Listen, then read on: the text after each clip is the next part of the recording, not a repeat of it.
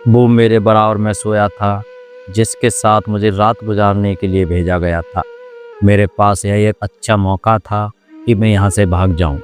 दिल में एक खौफ भी था कि यह काम इतना भी आसान नहीं है।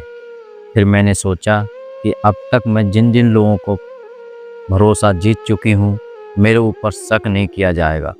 मैंने इस शख्स को रात में शराब कुछ ज़्यादा ही पिला दी थी, इसलिए उसके जगने की फिक्र नहीं थी। मैंने धीरे से कमरे का दरवाज़ा खोला और बाहर आ गई। वो शख्स यहाँ अकेला ही रहता था। वह एक अपार्टमेंट था जहाँ उसका छोटा सा फ्लैट था, इसलिए मुझे यहाँ से निकल जाना मुश्किल नहीं था।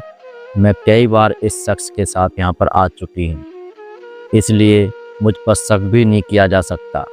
अब की बार मैं भाग जाऊंगी, क्योंकि मैंने जज्बात के बजाय अब अकल से काम लिया था। इस बार मैंने सोच समझकर पूरा प्लान बनाया था। मैं एक धंधे वाली औरत थी। मुझे 15 साल की उम्र में मेरी सौतेली माँ ने बेच दिया था। मुझे खरीदने वाली एक तवायफ थी जो मुझे धंधा करवाती थी। पहली बार जब मैंने कोठा देखा तो पूरी तरह से घबरा गई थी। जहाँ पर बनी छोटी छोटी तंग गलियाँ और वहाँ की टूटी फूटी इमारतें, वो औरत जिसके साथ में आई थी, उसने मेरा हाथ कसकर पकड़ रखा था।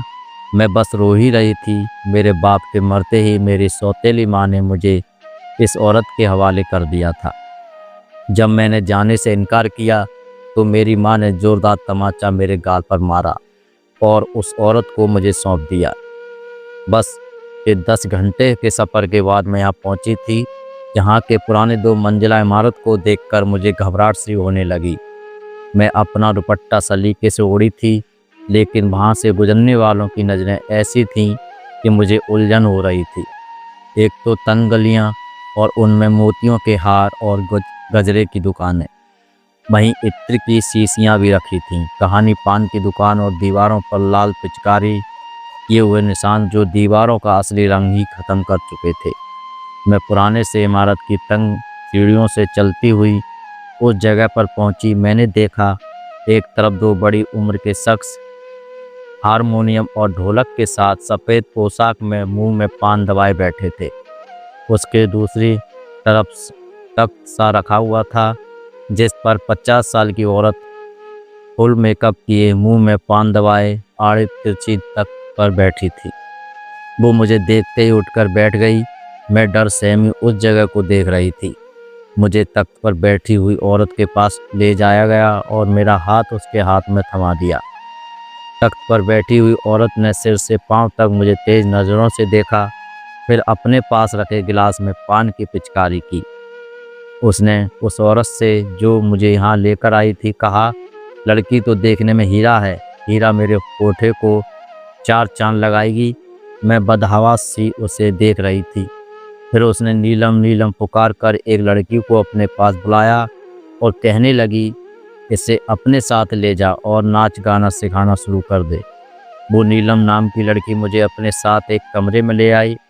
मुझे नाचने गाने का बिल्कुल शौक़ नहीं था, लेकिन यहाँ मुझे मार मार कर यह सब करवाया गया। फिर 6 महीने बाद मेरा पहला रस करवाया गया और फिर मेरी बोली लगाई जाने लगी। अभी मैं 16 साल की भी नहीं हुई थी कि मेरी इज्जत तार तार कर दी गई।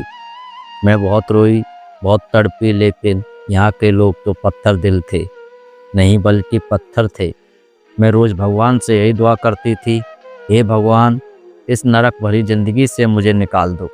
पहली बार जब मैंने यहाँ से भागने की कोशिश की तो पकड़ी गई थी। मुझे उस मोटी औरत ने बहुत मारा था। मेरा चेहरा नीला पड़ गया था।